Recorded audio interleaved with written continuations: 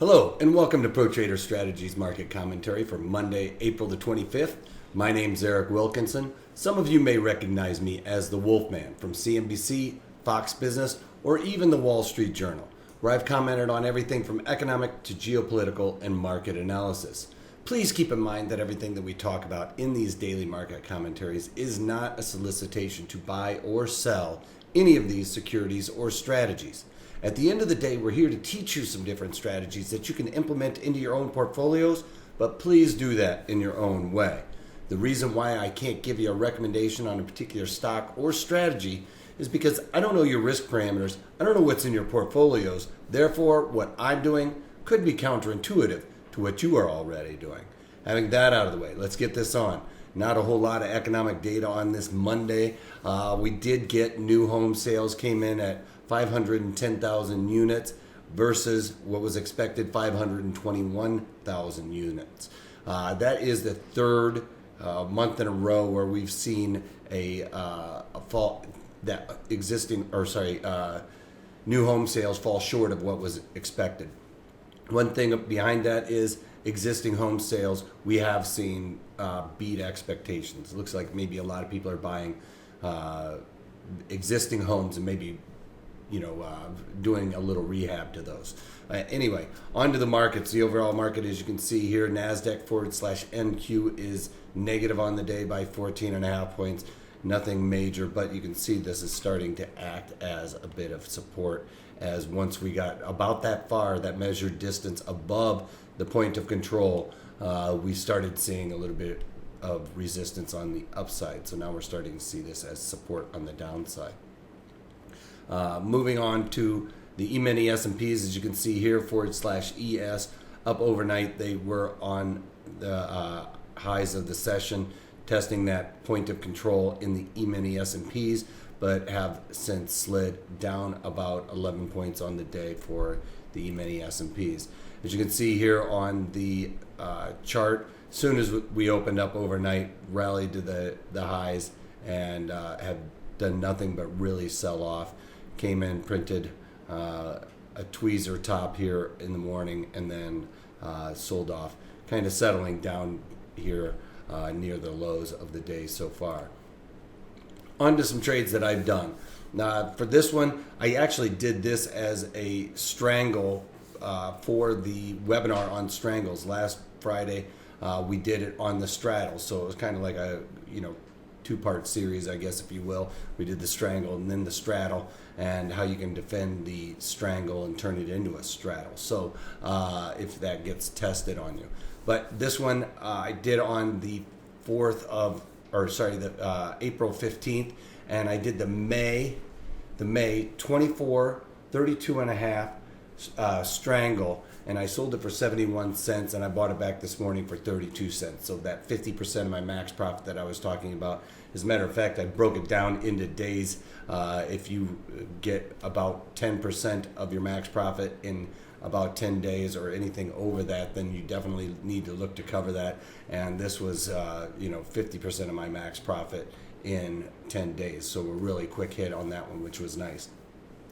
And then on to a couple of trades that I added to my portfolio, and this was along the lines of the straddle webinar that we did on Friday. And as you can see, crude oil has rallied up and is starting to get really comfortable in this $40 area, fighting a lot of resistance at 45, but it looks like it's kind of getting comfortable here. So we looked at this in the webinar. Looks like it was setting up pretty nicely for something like a straddle. So I decided to go into the XOP. As you can see here, it's not as volatile as the actual crude oil. This is the XOP is the ETF for the oil and gas explorations and production. So it's the guys that are actually pumping the oil out and looking for new oil. So with oil this low, it's very difficult. They're cutting back on their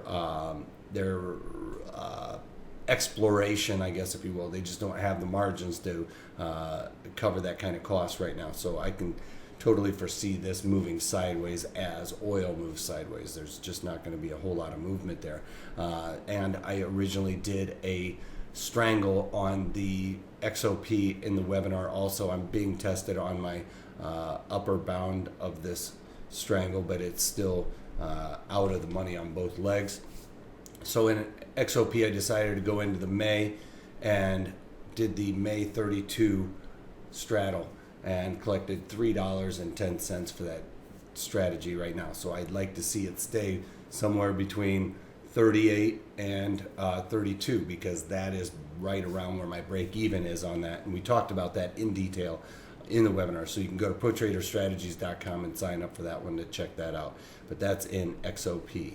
And then in the junior gold miners, the ETF for that is GDXJ.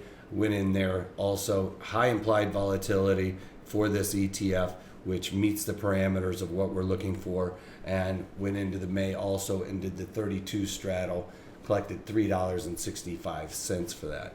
One thing I did want to talk about was that the EWZ, it got that sideways moving market in that, and the volatility contraction. So that's what really allowed me to get out of that rather quickly. I talked about this with Rozoff was going in for impeachment hearings. I thought that it was kind of already baked in the cake, but the implied volatility was really high, so I thought it was going to kind of flatten out, which it did. So it flattened out. We got that implied volatility contraction, which is exactly what we're looking for both the strangle and the straddle strategies. Okay, so anyway, on to that's about all I got for you guys today. Friday, we're going to be doing a webinar on buying call spreads. Then the next Friday after that, we're going to be doing it on buying put spreads. So keep your eyes out for that one. That should be a good one with this really low implied volatility environment that we're seeing right now. There's just not a whole lot of opportunity to sell premium unless it's on an earnings type of event, which, as a matter of fact, we've got a bunch of earnings coming up. Tomorrow morning, we basically have Coach, we've got DuPont, we've got FCX, which is Freeport McMoran, and Packer. So Packer builds heavy-duty trucks and stuff like that. And they have pretty decent markets, actually, believe it or not. And the ticker symbol for that is PCAR. We also have Lilly. The markets in there aren't that great, so I'll probably pass on that one. So that's tomorrow morning, and then tomorrow afternoon we got Apple, CMG, and eBay. So keep your eye out for those.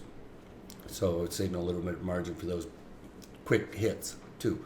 All right, that's all I got for you guys today. Oh, and Saturday morning, we're going to be doing a special webinar. Right now, Steve Primo is doing a trading course, and he's going through several parts of different strategies that he has. And I'm going to be talking about putting options around this directional trade setup, and it's his strategy 4. So if you aren't familiar with the strategy 4 setup, you can go to Pro Trader Strategies and get that sent to you, because I'm going to go into detail as to how you can use less margin and get a little bit more bang for your buck on those kind of trades that are directional assumptions, and should work out pretty good. I'm pretty excited to show my results. I've been doing this for about 2 weeks with his strategy, trying to figure out some good locations and ways to implement options around that strategy. So that's going to be Saturday morning. Check that out. That's all I got for you guys today, other than if you can't take that, take it easy.